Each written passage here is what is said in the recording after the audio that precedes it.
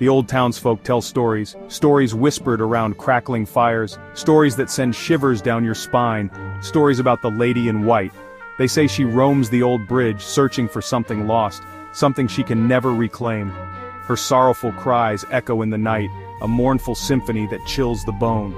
To see her is to know despair, to feel the icy grip of fear tighten around your heart. They say she's not a myth, not a legend, she's real. The story goes back centuries to a time of love and betrayal.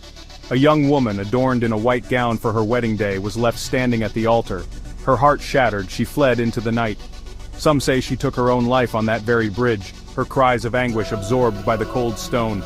Now, her tormented spirit walks the earth, forever searching for her lost love, forever mourning her shattered dreams. The bridge stands ancient, shrouded in mist and shadow. Its stones are slick with time and sorrow, its very presence radiating an unsettling energy. Locals avoid it after dark. They know the stories are true. They've felt the chill in the air. Some have seen her, a fleeting glimpse of white in the moonlight, a whisper of movement at the edge of vision. But to look upon her directly is to invite her into your life, to become entangled in her eternal sorrow. Daniel, a young writer new to the town, scoffed at the tales. He had heard them from the locals, stories passed down through generations, tales of mysterious happenings and eerie occurrences that took place under the cover of darkness. To him, they were nothing more than the product of overactive imaginations, the kind of stories that old men tell around a campfire to entertain and frighten the young. He was a man of reason, a man who believed in facts and evidence, not in ghost stories and superstitions. He dismissed them as folklore, old wives' tales meant to scare children. He had always been skeptical of anything that couldn't be explained by logic or science. The idea that there could be something supernatural lurking in the shadows was laughable to him. He had come to this town to find inspiration for his writing, not to indulge in the fantasies of the townsfolk. He craved inspiration, a spark to ignite his writing. His mind was a whirlwind of ideas, but none of them seemed to stick.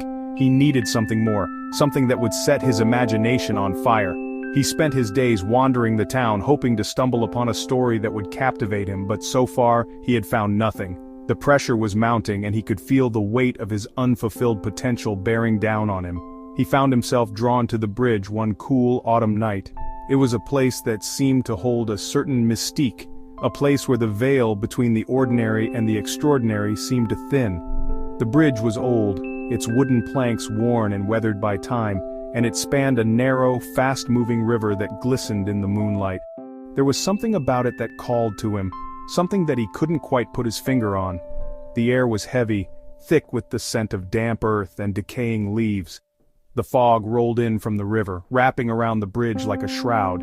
It was a night that seemed to be made for secrets, a night where anything could happen. Daniel took a deep breath, the cool air filling his lungs and clearing his mind. He felt a sense of anticipation, a feeling that something was about to change. The full moon cast long, eerie shadows. Its pale light illuminated the landscape, creating a world of contrasts and mysteries. The shadows seemed to dance and shift, taking on shapes that were both familiar and strange. Daniel watched them, his mind racing with possibilities. He could almost see the stories unfolding before him, tales of love and loss, of hope and despair. The moonlight seemed to bring the world to life, revealing its hidden depths. He could hear the whispers of the wind through the trees, but he paid them no mind. The wind seemed to carry voices, fragments of conversations that had been lost to time. It was as if the trees themselves were speaking, sharing their secrets with anyone who would listen. But Daniel was focused on his own thoughts, his own quest for inspiration. He was determined to find the story that would define him, the story that would make his name. He was searching for something more. He didn't know what it was, but he could feel it, just out of reach. It was a feeling that had been growing inside him for as long as he could remember, a sense that there was something greater waiting for him, something that he was meant to discover. As he stood on the bridge, the night stretching out before him, he felt a spark of hope. Maybe tonight would be the night that he found what he was looking for. Section 5. The Bridge of Whispers. This bridge, ancient and cloaked in mystery, has long been the subject of local legends. They say that on nights when the moon is full and the mist rolls in thick, The bridge becomes a portal to the unknown. As he walked, he felt a chill, the kind of chill that seeps into your bones, making you shiver uncontrollably. The fog was so dense that he could barely see a few feet ahead. Each step echoed in the silence, amplifying his growing unease. The temperature dropped, the air growing colder with each step. It was as if the bridge itself was drawing the warmth from his body, leaving him feeling more vulnerable with every passing moment. He could see his breath forming small clouds in the air, a stark contrast to the dark surroundings. He heard a soft sob carried on the wind, a mournful cry that sent shivers down his spine. The sound was faint, almost imperceptible, but it was there, weaving through the fog like a ghostly whisper. He paused, straining to hear more, but the sobbing seemed to come from all directions, making it impossible to pinpoint its source. He quickened his pace, his heart pounding in his chest. The sobbing grew louder, more insistent, as if urging him to leave. Panic set in, and he found himself almost running, his footsteps echoing like a drumbeat in the still night. He glanced over his shoulder, half expecting to see someone, or something, following him. He stopped at the center of the bridge, his breath catching in his throat. The sobbing had ceased, replaced by an eerie silence that was even more unsettling. He stood there, trying to calm his racing heart, but the silence was oppressive, pressing down on him like a weight. He could feel eyes on him. It was an unsettling sensation, as if unseen watchers were lurking in the shadows, observing his every move. He turned slowly, scanning the fog for any sign of life, but saw nothing. Yet the feeling of being watched persisted, growing stronger with each passing second. He turned slowly, his body trembling with a fear he couldn't explain. His mind raced with thoughts of the legends he had heard, stories of spirits and lost souls that haunted the bridge. He tried to shake off the fear, telling himself it was just his imagination, but the feeling of dread was overwhelming. There, at the edge of the moonlight, stood a figure. It was barely visible through the mist, but it was there, a pale silhouette against the darkness. He squinted, trying to make out more details, but the figure remained elusive, almost ethereal. It didn't move, didn't make a sound, just stood there, watching him. The air grew colder still, and he knew he had to leave, but his feet felt rooted to the spot, as if the bridge itself was holding him in place. She was ethereal, draped in flowing white. Her face was obscured by shadow, but he could see the glint of tears on her cheeks. Her eyes, when they met his, were pools of infinite sadness. He tried to speak, but his voice died in his throat. He was paralyzed, frozen in place by an overwhelming sense of dread. He had scoffed at the stories, dismissed them as mere superstition, but now staring into those eyes he knew the truth.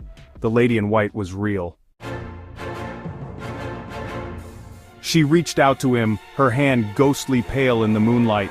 He wanted to run, to scream, to break free from her gaze, but he couldn't move. He was rooted to the spot, his body refusing to obey his commands. Her touch sent a jolt of ice through his veins. He felt a searing pain in his chest, a crushing weight that stole his breath. His vision blurred, the world around him fading into darkness. He was lost in her sorrow, consumed by her pain. He woke with a gasp, the sun already peeking over the horizon. The first rays of light filtered through the trees, casting long shadows on the ground. He could feel the dampness of the morning dew on his skin, a stark contrast to the warmth of his breath. The air was crisp, filled with the scent of wet earth and fresh grass. He took a deep breath, trying to steady his racing heart. The events of the night before were a blur, a chaotic mix of fear and confusion. He had no idea how he had ended up here, on the bank of the river, alone and disoriented. He was lying on the bank of the river, his clothes damp with dew. The coldness seeped through the fabric, sending shivers down his spine. He could hear the gentle flow of the river beside him, a soothing sound that contrasted sharply with the turmoil in his mind. He tried to piece together the fragments of his memory, but they slipped away like water through his fingers. The more he tried to remember, the more elusive the details became. It was as if his mind was protecting him from something too terrible to recall. Had it all been a dream? The question echoed in his mind, a relentless whisper that refused to be silenced. He remembered the stories he had heard, tales of spirits and apparitions that haunted these woods. He had always dismissed them as mere folklore, the product of overactive imaginations. But now, lying here in the cold light of dawn, he wasn't so sure. The line between reality and fantasy had blurred, leaving him stranded in a world where anything seemed possible. A hallucination brought on by the cool night air and the spooky stories, or was there something more sinister at play? He couldn't shake the feeling that he had encountered something otherworldly, something that defied explanation. The memory of a woman's voice, soft and mournful, lingered in his mind. He could almost hear it now, a haunting melody that sent chills down his spine. He had followed that voice, drawn to it like a moth to a flame, and it had led him here, to this desolate place. He sat up, his head pounding, his body trembling. The pain was intense, a throbbing ache that seemed to pulse with every beat of his heart. He pressed his hands to his temples, trying to will the pain away, but it was no use. The headache was a physical manifestation of the turmoil within him, a reminder of the night's events that he couldn't escape. He felt a wave of nausea wash over him, and he had to take several deep breaths to keep from being sick. He looked down at his hand, at the faint white mark etched into his skin. It was a curious shape, almost like a brand, and it seemed to glow faintly in the early morning light. He traced the outline with his finger, feeling the smooth, cool surface. The mark was unlike anything he had ever seen before, and it filled him with a sense of dread. It was a tangible reminder of the night's events, a physical proof that something had happened, something that defied explanation. It was the shape of a woman's hand, ice cold to the touch. The chill seemed to seep into his bones, a coldness that no amount of warmth could dispel. He could almost feel the ghostly fingers wrapping around his own, a phantom touch that sent shivers down his spine. The mark was a connection to something beyond this world, a link to a realm of spirits and shadows. He knew that he had been touched by something otherworldly, something that had left its mark on him, both physically and mentally.